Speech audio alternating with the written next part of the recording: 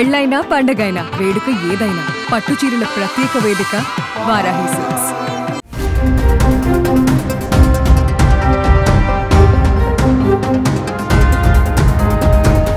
బోర్డర్లో భారత్ పాక్ మధ్య ఉద్రిక్తతల నేపథ్యంలో కీలక పరిణామం చోటు చేసుకుంది. జీలం నది ఒక్కసారిగా పాక్ ఆక్రమిత కాశ్మీర్పై విరుచుకుపడింది. అకస్మాత్తుగా నీటి మట్టాలు పెరిగాయని పాకిస్తాన్ మీడియా చెబుతోంది.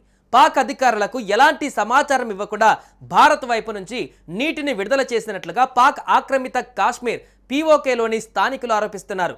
ముజఫరాబాద్లో జీలం నీటి మట్టం పెరిగినట్లుగా చెబుతున్నారు.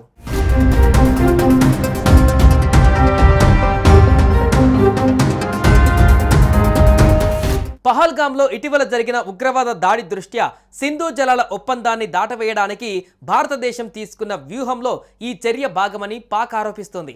పాక్ కథనాల ప్రకారం ఉరీలోని అనంతనాగ్ జిల్లా నుండి చకోటీలోని నీరు ప్రవేశించడం వల్ల జీలం నదిలో అకస్మాత్తుగా తీవ్రమైన వరదలు సంభవించాయి.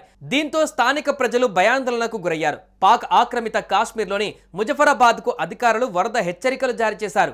నది పరివాహక ప్రాంతంలో నివసించే ప్రజలు అప్రమత్తంగా ఉండాలని హెచ్చరించారు.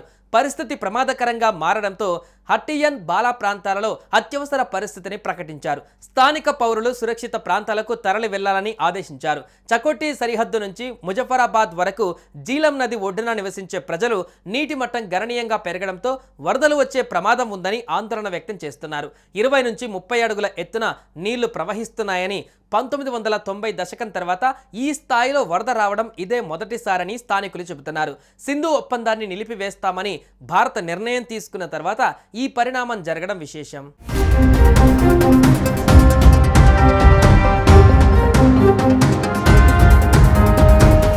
పహల్గామ్ ఉగ్రదాడి నేపథ్యంలో భారత్ పాకిస్తాన్కు సింధు జలాలను సరఫరా కాకుండా నిలిపివేసిన సంగతి తెలిసిందే.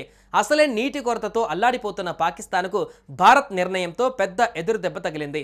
గత కొద్ది రోజుల నుంచి నీటి సరఫరా లేకపోవడంతో పాకిస్తాన్లోని చాలా ప్రాంతాలలో కరువు పరిస్థితులు ఏర్పడింది. తాగడానికి నీళ్లు లేకుండా అక్కడి జనం అల్లాడుతున్నారు. భారత్ పాక్కు నీటి సరఫరా నిలిపివేయడం, అక్కడి పరిస్థితులపై సోషల్ మీడియాలో ఫన్నీ మీమ్స్, వీడియోలు తెగ వైరల్ అవుతున్నాయి. వారిపై వారే సెటర్లు వేసుకుంటూ ఉన్నారు.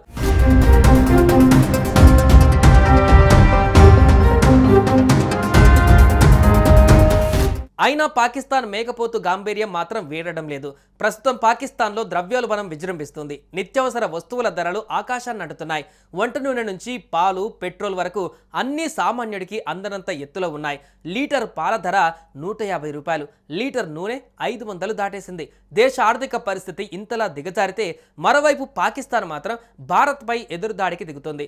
సింధు జల ఒప్పందం ప్రకారం పాకిస్తాన్ వాడుకుంటున్న 3 నదుల నీటిని గరిష్టంగా ఉపయోగించుకునే మార్గాలను అధ్యయనం చేయాలని కేంద్ర ప్రభుత్వం యోచిస్తుంది.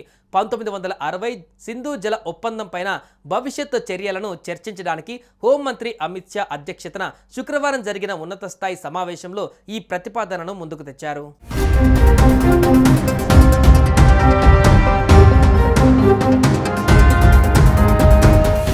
సుమన్ టీవీలో మీ పర్సనల్ అండ్ బిజినెస్ ప్రమోషన్స్ కోసం కింది నెంబర్కి కాంటాక్ట్ చేయండి.